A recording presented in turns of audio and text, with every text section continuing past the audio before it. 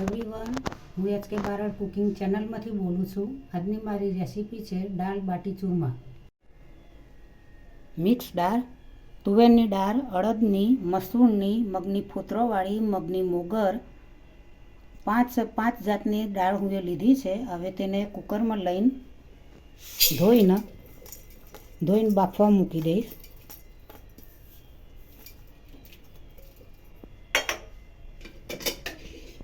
ધોઈને તૈયાર કરી દીધી છે. તો તેમાં થોડું મીઠું એડ કરીશું તો જલ્દીથી બફાઈ જાય, ચડી જાય.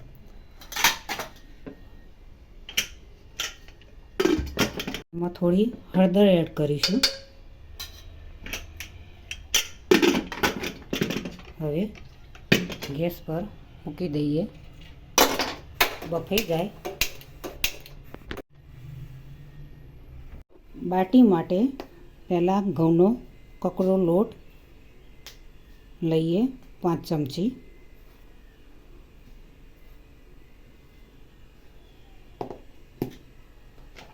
ત્યાર પછી સોજી 2 ચમચી એડ કરીએ. ઘઉંનો લોટ 1 વાટકી એડ કરીએ.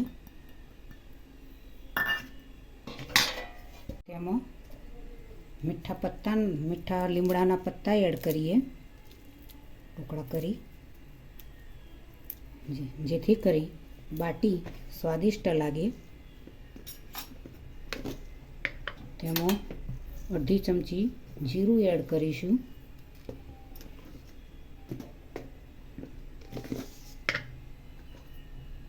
અડધી ચમચી તલ એડ કરીશું.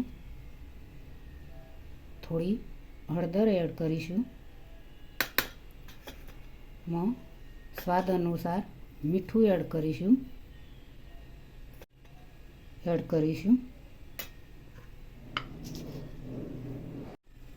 થી 3 ચમચી ઘી એડ કરીશું. તો હવે આ બધું નાખી દઈએ. હવે તેમાં મિક્સ કરી દઈએ.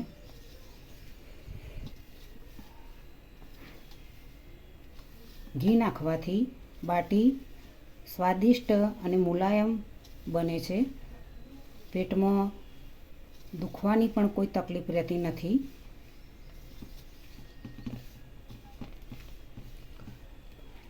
ગરમ પાણીથી લોટ બાંધવાનો છે. કરકરો લોટ છે. ગરમ પાણીથી બાંધવાથી સારો એવો મુલાયમ બની શકે.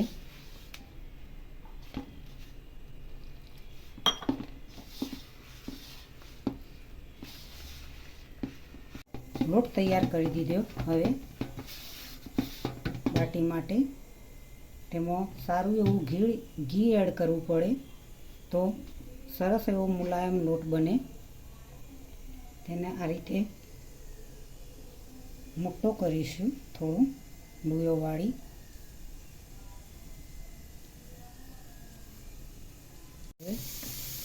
આ રીતે ગોળ વાળી દેવાનું.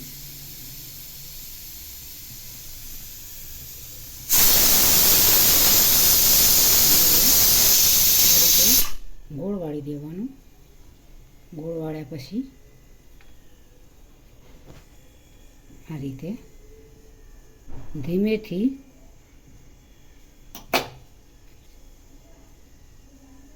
આ રીતે કાપો કરવાનો. આ રીતે બનાવવાના. ગેસ ચાલુ કરી હું એક કુકર મૂક્યું છે. હવે તેમાં 2 ચમચી ઘી એડ કરીશું. બાટી એડ કરીશું, મૂકીશું અંદર ઘી વેડવાથી, કુકરની અંદર ઘી વેડવાથી બાટી ચોટે નહીં અને જલ્દી બફાઈ જાય.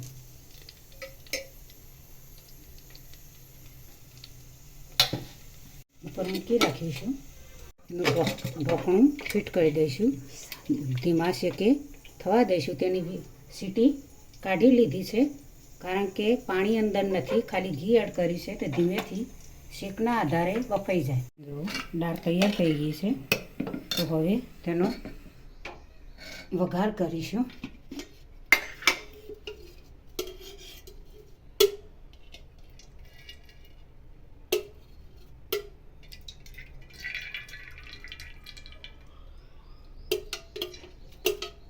બે ચમચી તેલ, અડધી ચમચી રાઈ એડ કરીશું.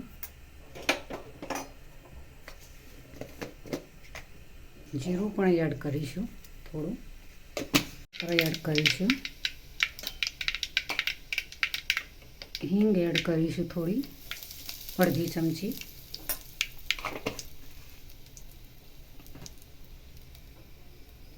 તજના ટુકડા એડ કરીશું 2.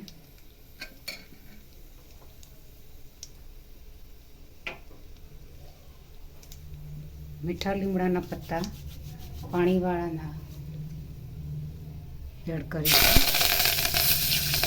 લસણની પેસ્ટ નાખીએ થોડી. ડુંગળી એડ કરીશું.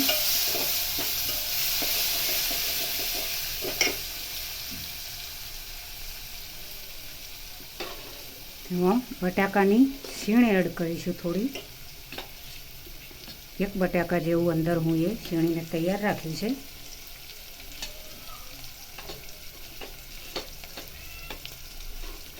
લીલા મરચાં એડ કરીશું. ટામેટાં પણ એડ કરીશું થોડા.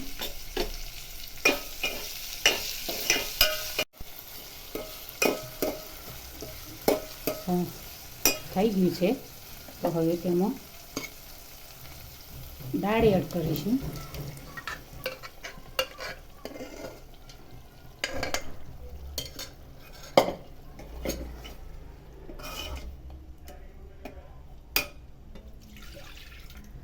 થોડું એડ કરીશું.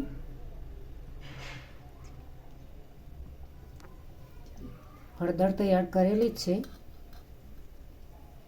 જીરું દાણા પણ મસાલો એડ કરેલો થોડો. મીઠું થોડું એડ કરીશું.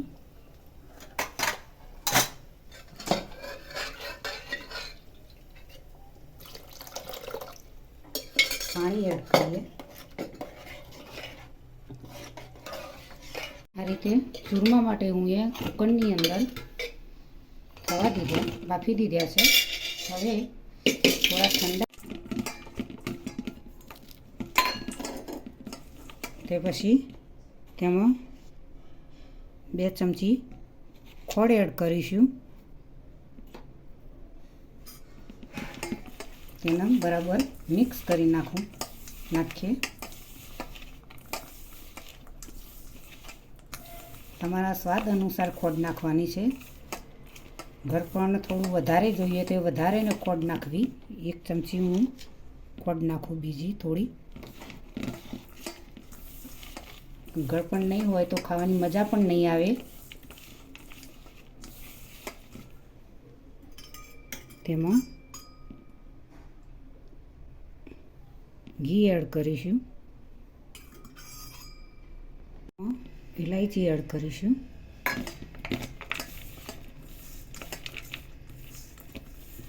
હવે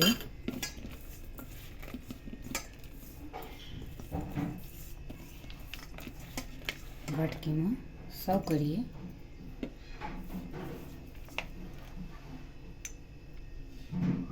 એ છે દાળ બાટીની દાળ.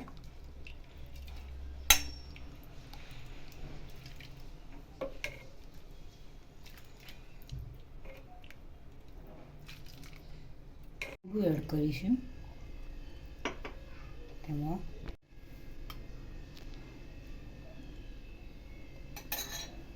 તેમાં દાણા થોડા એડ કરીશું. હવે બાટા પર થોડું ઘી લગાવી દઈએ. બાટી થોડું